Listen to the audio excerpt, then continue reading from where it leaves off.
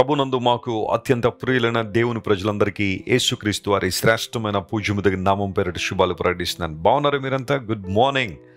ప్రభు మీ పట్ల ఉన్నతమైన ప్రణాళికలు కలిగి ఉన్నారు. ఆయన యోచించిన కార్యములు స్థిరపరిచే దేవుడు. ఆయన సంపూర్ణంగా మిమ్మల్ని మీరు దేవుని సమర్పించుకుని ఆయన చిత్తానుసారంగా బ్రతకగలిగితే, పరిశుద్ధతను ప్రేమిస్తూ దేవుని ప్రేమను మీ హృదయాల్లో కలిగి ఉండగలిగితే విశేషమైన దీవెనలు, ఆశీర్వాదాలు ప్రభు మీకు ఇస్తారు. ఉదయకాల సమయంలో మీరు దేనికోసమైనా చింతిస్తున్నారా? దేనికోసమైనా అధైర్యపడుతున్నారా? భయపడుతున్నారా? ప్రభు మీకు వాగ్దానం ఇస్తున్నాడు, భయపడొద్దు. ఆయన వైపు చూడండి.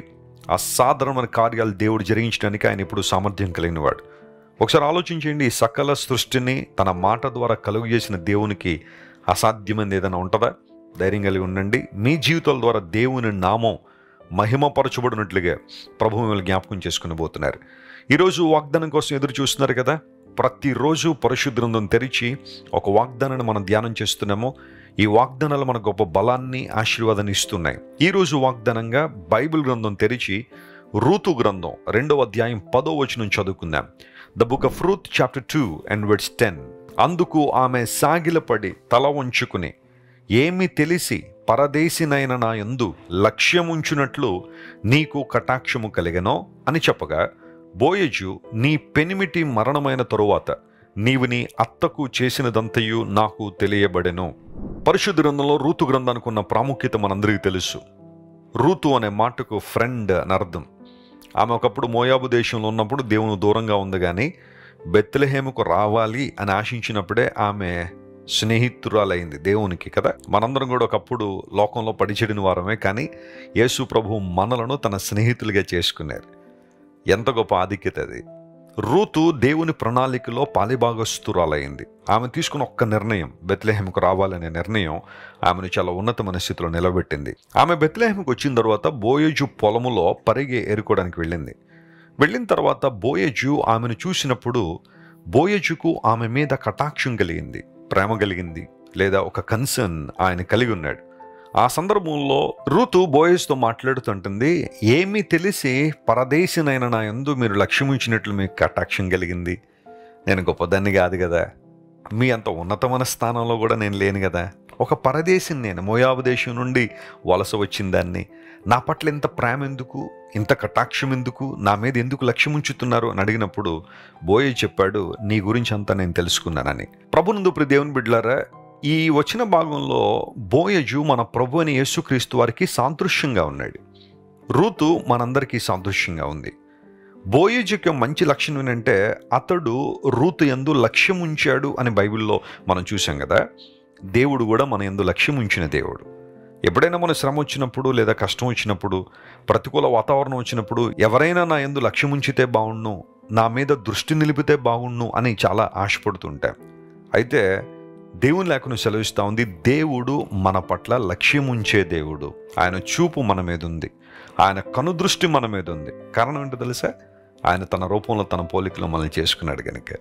సిలువలో మనందరి కోసం తన ప్రాణాన్ని అర్పించాడు గనుక. నీవు రక్షణ పొందాలని, మారు మనసు రక్షణానుభూలను ఎదగాలని, ఫలించే వ్యక్తిగా నీవు ఉండాలని, నీ జీవితం ద్వారా దేవుడు మహిమ పొందాలని ఆయన ఎప్పుడు ఆశపడుతూనే ఉన్నారు.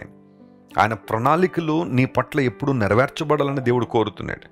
నీ సంసిద్ధత, నీ విధేయత, నీ విశ్వాసము, నీ సమర్పణ దేవుని కార్యాలు మరింత స్పష్టంగా జరగడానికి ఉపయోగపడుతుంది. దేవుని బిడ్డ, ప్రభు నీ పట్ల లక్ష్యం ఉంచాడు. నిన్నెవరూ పట్టించుకోవట్లేదా? అందరూ నిన్ను విడిచి వెళ్ళిపోయారా? ప్రియ తల్లిదండ్రులారా, మీ పిల్లలు మీ గురించి అసలు ఆలోచన చేయడం లేదా? ఎక్కడో మిమ్మల్ని ఒంటరిగా దిగబెట్టేసి, ఒంటరిగా ఉంచేసి, వారి పనుల్లో వారు బిజీగా ఉండి మిమ్మల్ని అసలు పట్టించుకునే పరిస్థితుల్లో మీరు కృంగిపోతున్నారా? లేదా భర్త వదిలిపెట్టేశాడని కొంతమంది భార్యలు ఏడుస్తుండొచ్చు, భార్య విడిచిపెట్టిందని భర్తలు బాధపడుతూ ఉండొచ్చు. ఇలాంటి పరిస్థితుల్లో నా యందు ఎవరు లక్ష్యం ఉంచుతారు, ఎవరు నన్ను నడిపిస్తారు, ఎవరు నన్ను ముందుకు తీసుకెళ్తారు అన్న ఆ బాధ నిన్ను తొలిచివేస్తుందా? బంధువులందరూ ఏదో ఒక సందర్భంలో మా చుట్టూ ఉండేవారండి.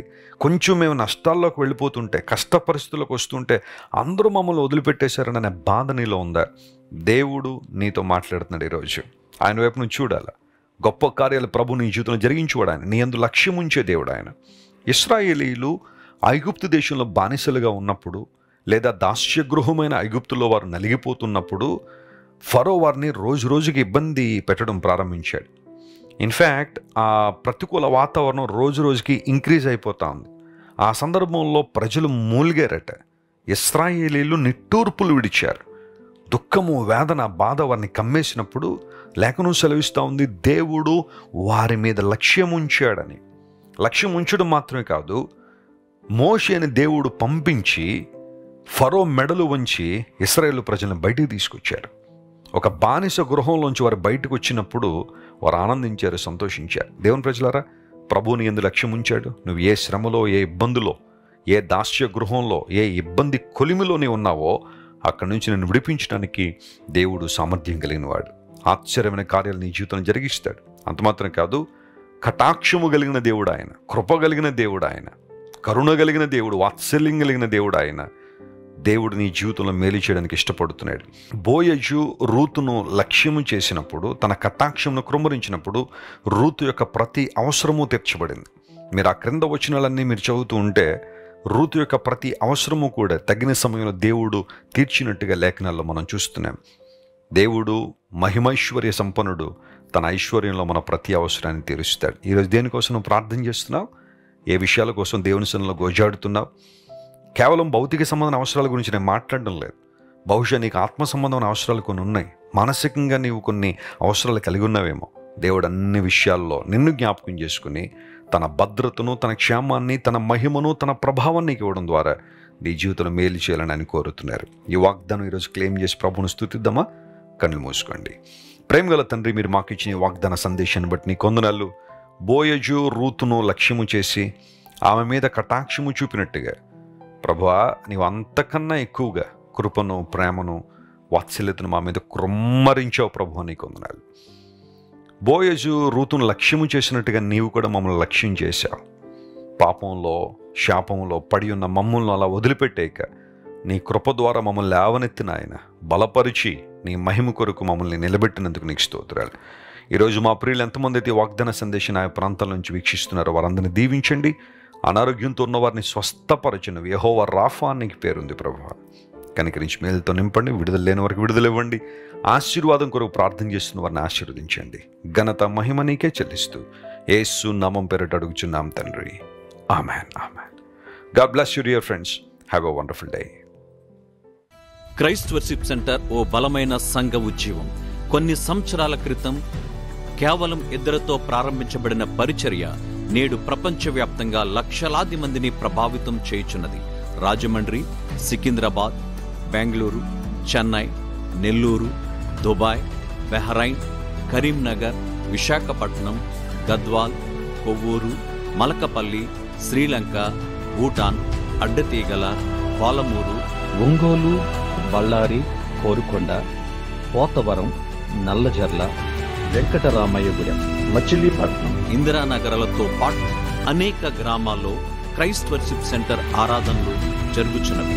వాక్య సంబంధమైన ఉజ్జీవంలో, పరిశుద్ధాత్మ సంరక్షణలో కొనసాగాలనుకునే ప్రతి ఒక్కరికి మా ప్రేమపూర్వక ఆహ్వానాన్ని అందిస్తున్నాము. రండి, ఆత్మతో సత్యముతో ప్రభువైన యేసుక్రీస్తును ఆరాధిద్దాం. మీరు ఇంతవరకు విన్న దైవ సందేశం మరియు దేవుని సేవకులు చేసిన ప్రార్థన మీకు ఆశీర్వాదకరముగా ఉన్నదని విశ్వసించుచున్నాము. ఈ సందేశాన్ని మీ స్నేహితులకు, బంధువులకు షేర్ చేయండి. మీకు ఏదైనా ప్రార్థన అవసరత ఉన్నచో మా ఫోన్ నంబర్లకు కాల్ చేయండి. దేవుడు మిమ్మల్ని ప్రేరేపిస్తే విశ్వాసంతో సాగుచున్న ఈ పరిచర్యను ప్రోత్సహించండి. మరిన్ని వర్తమానాలు, పాటలు వినుటకు జాన్ వెస్లీ మినిస్ట్రీస్ అను మా యూట్యూబ్ ఛానల్ను సబ్స్క్రైబ్ చేసుకోనండి. ప్రభువైన యేసుక్రీస్తు కృప మీకు తోడైండును గాక.